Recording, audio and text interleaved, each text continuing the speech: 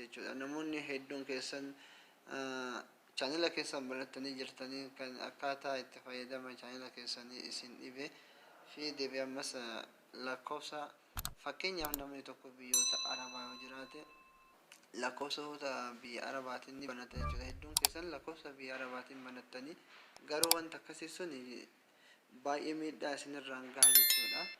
Kana waan ta'eef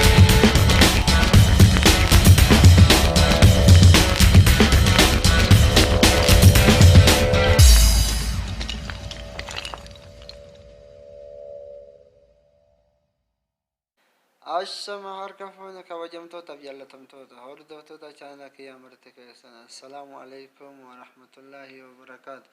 Kabajamtoota jaallatamtoota guyyaa irraan haalli barumsa bareedaa tokko qabadhee isiniif dhufe jechuudha. Namoonni hedduun keessan chaanela keessan banattanii jirtanii kan akkaataa itti fayyadama chaanela keessanii isin dhibe fi deebi'ee ammas lakkoofsa fakkeenyaaf namni tokko biyyoota arabaa yoo jiraate lakkoofsa biyya arabaatiin ni banata jechuudha. Hedduun keessan lakkoofsa biyya arabaatiin banattanii garuu wanta akkasii sun baay'ee miidhaa isinirraan gaha jechuudha.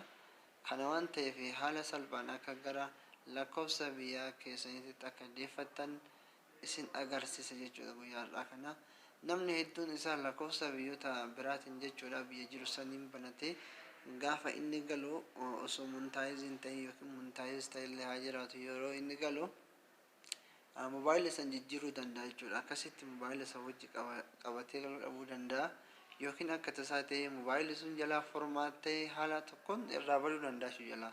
Eegas imeela san yeroo deebisee inni banatu hin banamuuf meseejii gaafata jechuudha. Kanaaf rakkoo guddaadha jechuudha. Namoonni hedduun keessan gaafa biyya keessan galtan isiniif hin banamu haala salphaan karaa inni ittiin osoo jala formaatii yookiin isin jala waa tokko hin taane karaa itti jijjiirattaniin osoo mobaayiliin keessan isin jala formaatii hin taane osoo mobaayiliin keessan rakkoo tokkorra hin geenne ammuma akkuma viidiyoo tana dhageeffattaniin daawwattaniin akka jijjiirattanii itti fayyadamtan isin jedha.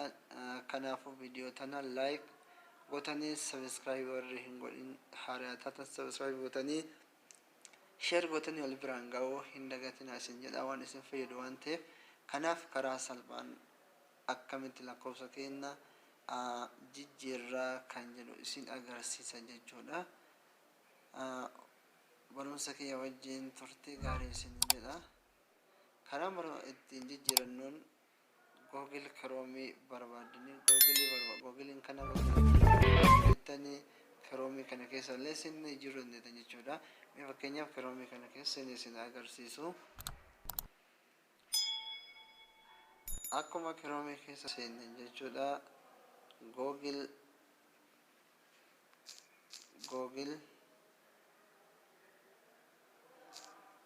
Google account jettanii barreessitanii Google account jettanii bifa kanaan barreessitan jechuudha. Egaa akkatti barreessitanii booda saarchii gootan jechuudha. Hordoftoota tiyyaa bifa kanaan isiniif baasa jechuudha. Egaa inni bifa kanaan isinii baasee xiqqoo akkana gambuutanii iddoo Google account jedhu kanarratti kilik gootan jechuudha. Egaa bifa akkatti isin kilik gootanii haala kanaan isinii baasa. Iddoo barreeffama guddaan barraa'e kana gooto Google account bakka jedhu kanarratti kilik gootan. Egaa kilik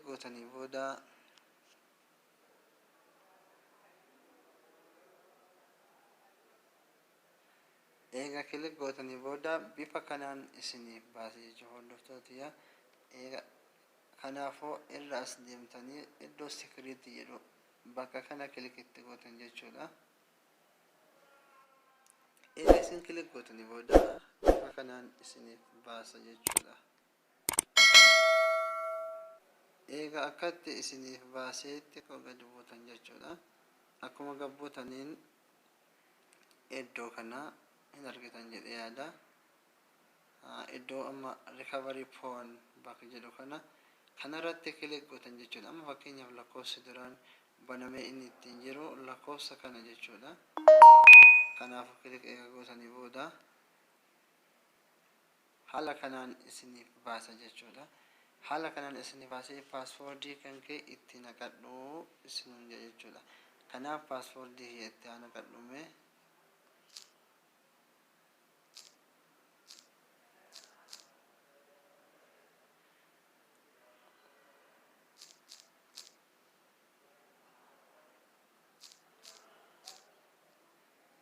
akkatti paaswoordii itti naqadheen booda next click godha. Ni eega jechuudha.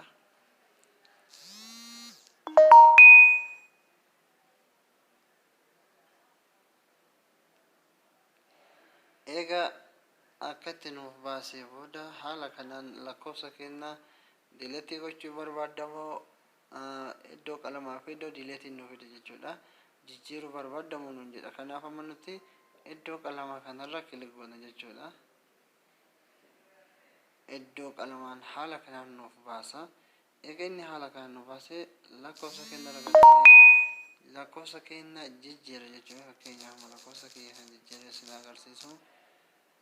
Lakkoofsa fakkeenyaaf as dhuftanii iddoo bakka mallattoo dhuftanii akkatti ol oofattanii biyyatti jijjiiruu barbaadan san fakkeenyaaf Itoophiyaatti jijjiiruu barbaadnu waan ta'eef Itoophiyaa irratti kilik goone anam Itoophiyaatti jijjiiruu waan hin barbaanneef biyya keessa irratti jijjiiraa koodii waan naaf hin dhufneef jechuudha. Kanaaf mee amma fakkeenyaaf haa jijjiiru.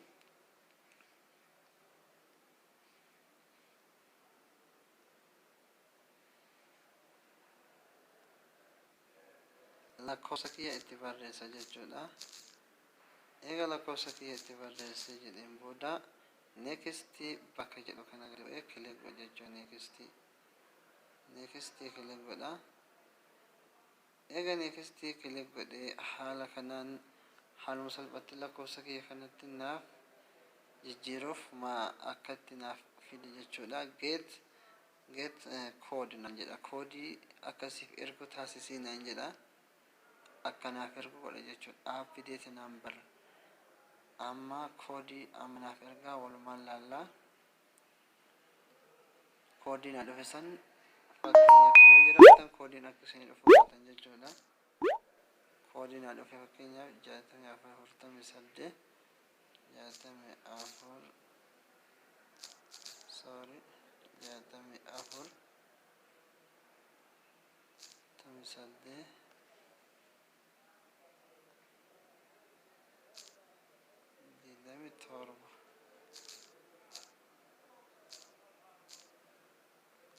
torba amma verify fayyadu kanarratti kilik godha jechuudha.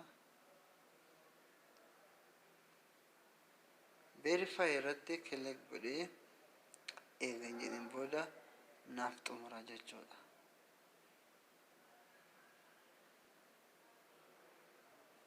Naaf xumure jechuudha. Haaluma kanaan lakkoofsa reefii sun jijjiiramee kanatti naaf jijjiirame jechuudha. Kanaafuu haala salphaa kanaan osoo chaaneliin keenya nu jalaa wannaa hin taane jijjiirachuu dandeenya jechuudha. Ammas haala